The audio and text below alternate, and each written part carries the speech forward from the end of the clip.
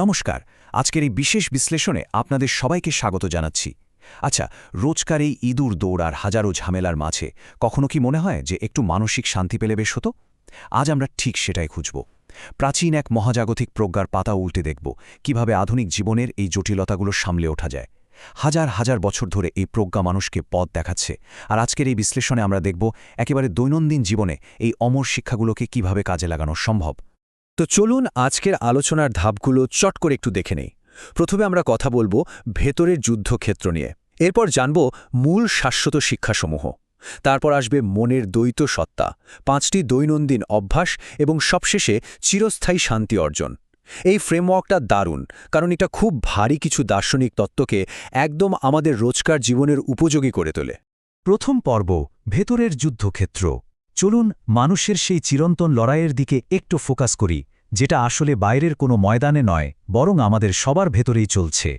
একবার ভেবে দেখুন তো, জীবন যখন পুরোপুরি নিয়ন্ত্রণের বাইরে চলে যায় তখন ঠিক কী ঘটে? মানে কাজ, সম্পর্ক বা ডেডলাইনের চাপে যখন মনে হয় সবকিছু হাতছাড়া হয়ে যাচ্ছে, চরম একটা শূন্যতা কাজ করে, তাই না? মনে হয় যেন চারপাশের সবকিছু হুড়মুড় করে ভেঙে পড়ছে। ঠিক এই একই রকম গভীর শূন্যতা আর পরিচয় সংকটের মুখে পড়েছিলেন মহাবীর অর্জুন, সেই কুরুক্ষেত্রের ময়দানে দাঁড়িয়ে। উনার মনে হচ্ছিল এই লড়াই করে কোনোই লাভ নেই, উনার পুরো জগৎ যেন থমকে গিয়েছিল। আর ঠিক তখনই ভগবান শ্রীকৃষ্ণ একটা চমৎকার কথা বলেছিলেন, যার জন্য শোক করা উচিত নয়, তুমি তার জন্যই শোক করছ। আমাদের আধুনিক জীবনের হতাশার একেবারে নিখুঁত একটা জবাব হলো এই কথাটা। দেখুন, আমরা প্রতিনিয়ত এমন অনেক কিছু আঁকড়ে ধরে থাকতে চাই, হতে পারে সেটা কোনো পদমর্যাদা, ব্যাংক ব্যালেন্স বা স্রেফ মানুষের প্রশংসা, যা আসলে খুবই ক্ষণস্থায়ী। এগুলো হারালেই আমরা ভেঙে পড়ি। কিন্তু আমরা যদি একটু সত্য আর অমর জিনিসগুলো দেখে ফোকাস করি, তাহলে দেখবেন এই শোকটা একেবারে অর্থহীন মনে হবে। এই বিষয়টা ঐতিহাসিক কুরুক্ষেত্রের সাথে আমাদের আধুনিক জীবনের যুদ্ধটাকে দারুণভাবে মিলিয়ে দেয়। আগেকার দিনে অস্ত্র হাতে আত্মীয় বা গুরুজনদের বিরুদ্ধে লড়তে হতো, আর আজকের দিনে আমাদের কুরুক্ষেত্র হল আমাদের নিজের মন। এই যে ক্যারিয়ারের দৌড়, অন্যের প্রত্যাশা মেটানোর চাপ, নিজেকে সারাক্ষণ প্রমাণ করার চেষ্টা, এগুলো করতে গিয়ে ভেতরে ভেতরে যে পরিচয় হারানোর ভয় বা মানসিক ক্লান্তি তৈরি হয়, সেটাই কিন্তু বর্তমানের সবচেয়ে বড় যুদ্ধ। এবার আসি দ্বিতীয় পর্বে, মূল শাশ্বত শিক্ষাসমূহ। চলুন দেখি গীতার ঠিক কোন প্রজ্ঞাগুলো আমাদের আধুনিক জীবনের এই সংকটগুলোর আসল ওষুধ বা অ্যান্টিডোট হিসাবে কাজ করে। প্রথমেই আসি এই কথায়, আত্মা অমর, শরীর ক্ষণস্থায়ী। উৎস থেকে একটা দারুণ ঘটনার কথা বলি। চাকরি হারানো আর প্রেমিকার কাছে প্রত্যাখ্যাত হওয়া এক যুবকের কথা ভাবুন। এক রাতের মধ্যে তার সাজানো পৃথিবী তছনছ হয়ে গেল, কিন্তু চরম হতাশার সেই রাতে হঠাৎ করে সে বুঝতে পারল, আরে, চাকরি বা সম্পর্ক চলে গেল, তার জীবন তো শেষ হয়ে যায়নি, সে তো এখনও শ্বাস নিচ্ছে। তার ভেতরের মেধা, শক্তি, তার আসল সত্তা, এসব তো কেউ কেড়ে নিতে পারেনি। অর্থাৎ বাইরের পৃথিবীর কোনো ঝড়ই আমাদের ভেতরের সেই অমর সত্তাকে আসলে স্পর্শ করতে পারে না। এরপর আসছে নিষ্কাম কর্ম, ফলের প্রত্যাশা ছাড়া কাজ করা। ব্যাপারটা একটু খুলে বলি। ধরুন একজন স্কুল শিক্ষিকার কথা। তিনি কিন্তু প্রতিদিন তার শিক্ষার্থীদের একটা ছোট্ট বীজের মতো যত্ন করে বড় করেন। ওই বীজ কবে বিশাল গাছ হবে, কবে তাতে ফল ধরবে, আর সেই ফল তিনি নিজে খেতে পারবেন কিনা, এসব প্রত্যাশা কিন্তু তিনি করেন না। মজার ব্যাপার হলো, ফলের ওপর থেকে এই আসক্তিটা যখন সরে যায়, তখন কাজের ভেতরের টেনশন বা উদ্বেগও আর থাকে না। কাজটা তখন আর কোনো বোঝা মনে হয় না। আরেকটা দারুণ কনসেপ্ট হল স্বধর্ম, মানে নির্ভয়ে নিজের আসল প্রকৃতির অনুসরণ করা। সমাজ কি বলবে এই ভেবে নিজের আসল সত্তাকে দমিয়ে রাখাটা কিন্তু খুব মারাত্মক। যেমন ধরুন একজন ইঞ্জিনিয়ারিংয়ের স্টুডেন্ট, যার মনের ভেতর লুকিয়েছিল একজন দারুণ লেখিকা, কিন্তু কেরিয়ারের ভয়ে সে সেটা মানতে পারছিল না, আর এই ভয়টাই তাকে কুরে কুরে খাচ্ছিল। কিন্তু যখনই সে তার এই শিল্পকে সম্পূর্ণভাবে ঈশ্বরের উদ্দেশ্যে সঁপে দিল, তার সব সংশয় একদম ম্যাজিকের মতো কেটে গেল। সে নির্ভয়ে নিজের স্বধর্মে ফিরতে পারল। এটাই তো আসল মুক্তি। আর হ্যাঁ, মহাজাগতিক পরিকল্পনার ওপর বিশ্বাস রাখুন। জানলে অবাক হবেন, মাঝে মধ্যে আমাদের জীবনে ঘটে যাওয়া বড় বড় ক্ষতিগুলো আসলে আমাদের রক্ষা কবচ হিসাবে কাজ করে। উৎসে একটা চমৎকার গল্প আছে। এক ব্যবসায়ীর জাহাজ সমুদ্রে ডুবে যাওয়ায় সে পুরোপুরি দেউলিয়া হয়ে গেল। ভাবল জীবনটাই শেষ, কিন্তু সে জানতই না যে ওই রুটে একদল মারাত্মক জলদস্যু ওত পেতেছিল। জাহাজটা ডুবে যাওয়াই তাকে ওই জলদস্যুদের হাত থেকে বাঁচিয়ে দিয়েছিল। মানে যেটাকে আমরা চরম সর্বনাশ ভাবছি, সেটা হয়তো বৃহত্তর কোনো পরিকল্পনায় আমাদের জন্য সবচেয়ে বড় আশীর্বাদ। পর্ব 3, মনের দ্বৈত সত্তা। এখন ফোকাসটা একটু পাল্টাই।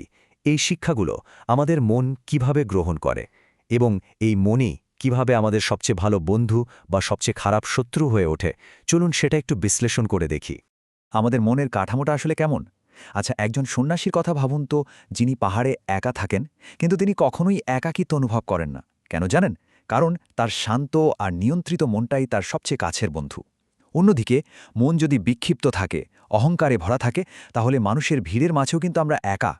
মন যখন নিজের বশে থাকে না, তখন বাইরের কোনো শত্রুর দরকার পড়ে না। আমাদের নিজেদের মনই ধ্বংসের জন্য যথেষ্ট। প্রকৃত শান্তির জন্য আনন্দ, বেদনা এবং সাফল্য, ব্যর্থতায় সমতা প্রয়োজন। ওই যে দেউলিয়া ব্যবসায়ীর কথা বলছিলাম না, মন্দিরে বসে কাঁদতে থাকা সেই ব্যবসায়ীর একটা উপলব্ধি এখানে মনে রাখা দরকার। পৃথিবীতে টাকা পয়সা, সাফল্য, মানুষের প্রশংসা এসব আসে আর যায়, কিন্তু এগুলোর ওঠানামায় যদি ভেতরের ব্যালেন্সটা একবার হারিয়ে যায়, সেটা ফিরে পেতে সারা জীবন লেগে যেতে পারে। চারিদিকে যখন সব ভালো চলছে তখন অহংকারে অন্ধ না হওয়া, আর যখন সব খারাপ চলছে তখন একেবারে ভেঙে না পড়া, এই অটল মানসিকতাটাই হল প্রকৃত শান্তির চাবিকাঠি। আর একটা খুব পাওয়ারফুল কনসেপ্ট হল ঈশ্বর সকলের মধ্যেই বিরাজমান, যা চরম ক্ষমার জন্ম দেয়।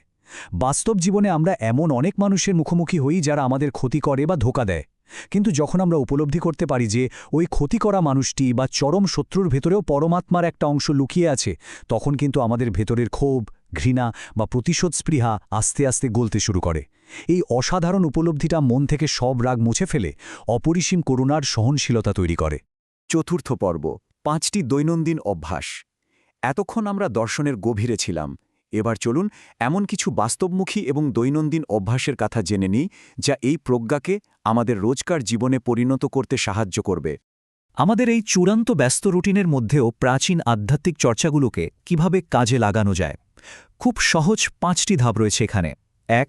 সকালে মাত্র একটি শ্লোক পড়া, যা দিনটাকে একটা সুন্দর স্থিরতা দেয়। 2. সারাদিন কোনো জটিল পরিস্থিতিতে নিজেকে শুধু একবার জিজ্ঞেস করা, শ্রীকৃষ্ণ হলে এই মুহূর্তে কি করতেন?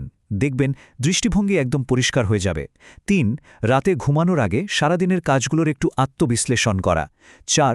নিঃসঙ্গতায় ঈশ্বরকে একজন ব্যক্তিগত বন্ধু হিসাবে ভাবা। আর 5. নিজের শেখাই জ্ঞান অন্যদের সাথে ভাগ করে নেওয়া। এই ছোট ছোট অভ্যাসগুলোই কিন্তু মনকে শান্ত রাখার দারুণ একটা টুল। এবার আমরা চলে এসেছি একেবারে শেষ পর্বে, পর্ব 5, চিরস্থায়ী শান্তি অর্জন। পুরো বিশ্লেষণের একদম চূড়ান্ত নির্যাসগুলো আমরা এখানে একসাথে দেখব। চলুন চূড়ান্ত সূত্রগুলো সংক্ষেপে একটু মিলিয়ে নিই। এখানে সবচেয়ে বেশি ফোকাস করা হয়েছে নিজেকে ভেতর থেকে শক্তিশালী করার উপর। আমরা তো সারা জীবন বাইরের পরিস্থিতি বা অন্য মানুষকে নিয়ন্ত্রণ করতে গিয়েই ক্লান্ত হয়ে পড়ি, তাই না? কিন্তু আসল নিয়ন্ত্রণটা থাকতে হবে নিজের মনের উপর। মেনে নিতে হবে যা ঘটছে তা ঘটার জন্যই নির্দিষ্ট ছিল। জীবনের যে কোনো সমস্যা থেকে পালিয়ে না গিয়ে একজন সত্যিকারের যোদ্ধার মতো হাসি মুখে তার মোকাবিলা করতে হবে। বাইরের জিনিসের চেয়ে ভেতরের আত্মিক সম্পদকে বেশি মূল্য দেওয়া আর আত্মার অমরত্বকে উপলব্ধি করার মাধ্যমে আমরা মৃত্যুর মতো বড় ভয়কেও জয় করতে পারি। সবশেষে একটা খুব গুরুত্বপূর্ণ প্রশ্ন দিয়ে আজকের এই বিশ্লেষণটা আমরা শেষ করব। যদি আমাদের জীবনের আসল কুরুক্ষেত্র বাইরের পৃথিবী না হয়ে আমাদের নিজেদের মনই হয়, তবে সেই মনের যুদ্ধে জয়ী হতে আজই, হ্যাঁ ঠিক আজই, নেওয়া প্রথম পদক্ষেপটি কী হতে পারে? বাইরের পরিস্থিতির ওপর দোষ চাপানো বন্ধ করে আমাদের ভেতরের এই অসীম শক্তি আর শাশ্বত জ্ঞানকে কাজে লাগিয়ে আজই না হয় সেই পরিবর্তনের শুরুটা হোক। আশা করছি আজকের এই আলোচনা আপনাদের সবার জীবনে নতুন একটা প্রশান্ত দৃষ্টিভঙ্গি এনে দেবে। ভালো থাকবেন।